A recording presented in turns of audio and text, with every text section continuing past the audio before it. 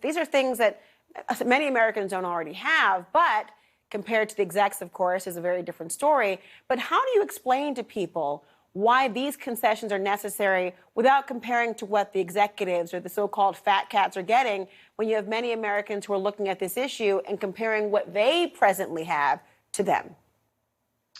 Well, you said this is what we used to have in this country in terms of a family supporting wage. It used to be that you could go to work in for an auto company and you could support your family and you could own a house. That was the American dream. And then what happened is these big corporations, basically offshore jobs, they went for cheap labor, and the working class and middle class was hollowed out. And Sean Fain, to his credit, is saying enough.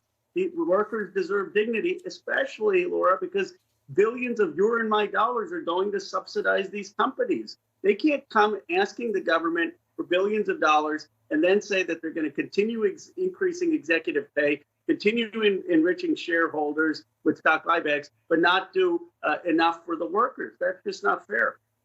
I want to play for you what President Biden has said. He called on automakers to go further in their negotiating efforts. Listen to what he said.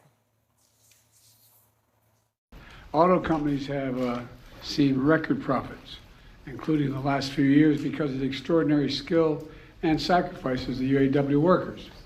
But those record profits have not been shared fairly, in my view, with those workers. The bottom line is that auto workers help create America's middle class. They deserve a contract that sustains them in the middle class. Now, you've heard what he had to say, at least today, but I will note that the UAW president, Sean Fain, has withheld the union's endorsement of the Biden-Harris ticket and has criticized him, although President Biden says he's the most pro-union president of all of American history. He has been criticized for what they consider a lack of support. Is President Biden at risk of losing union backing? The president made a strong statement today. I think he clearly came out on the side of UAW workers. He said that these auto companies have had $21 billion in profits. They're getting money from the federal government, and they need to do more in increasing pay and meeting the UAW's reasonable requests. I also believe that the key issue here is that people who are working in the battery plants also need to be under the union contract. The new jobs in the electric vehicle industry and supply chain need to be good paying union jobs, not a race to the bottom. So I believe the president, especially Gene Sperling, have the UAW's back. I don't think this is about politics. We can worry about who the UAW endorses down the line. What's key is that the workers get the benefits that they deserve.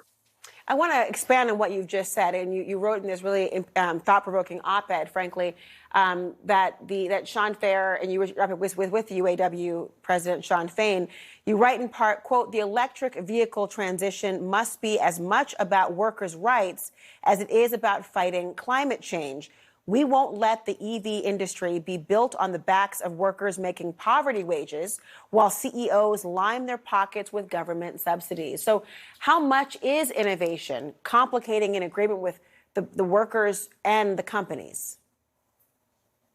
Well, Laura, people know I'm one of the biggest climate advocates in the United States Congress. I am a champion for electric vehicles. I'm a champion for clean steel. I'm a champion for renewable energy. And I believe they're going to bring new jobs. But these new jobs have to be as good as the traditional jobs. And what you have right now in certain cases, if you don't get a good union contract, is these new jobs not paying as much as the traditional auto jobs. And if that happens, Laura, you're going to lose support in this country throughout the industrial Midwest for climate policy. And that's why what's at stake here is not just the dignity of the working class. It's the very idea of new industries to tackle climate. The workers have to be part of it. When you talk about retaliatory actions, obviously we know there are limitations legally about what a company could do. But one of the things that is always seeming to be on the horizon, or at least in the thoughts of those who think about going against their employer or the big company or the so-called man, is that the business could be moved, that the production lines could be moved elsewhere, including possibly outside of the United States. And so there's always a tension between wanting to advocate and also the prospective action of a company who's looking at the bottom line exclusively.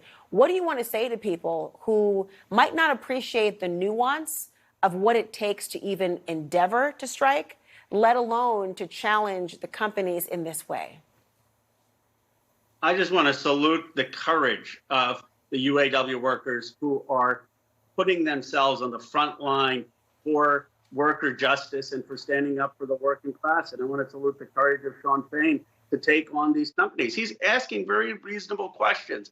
How can you have $21 billion in profits and not have workers benefit? How can you have $5 billion in stock buybacks and not have workers benefit? How can you have CEOs making $30 million and not have workers benefit? And it is time in this country that we stop the offshoring to the cheapest labor and lowest environmental standards. And Laura, especially if they're getting government money. I mean, the future lesson is Congress needs to have stricter regulations that you can't offshore jobs or not have unions involved in a fair election if you're going to take taxpayer money. Congressman Khanna, the work is still ahead. We'll see more about the negotiations starting again, it seems, tomorrow. Thank you for your evening and your time today.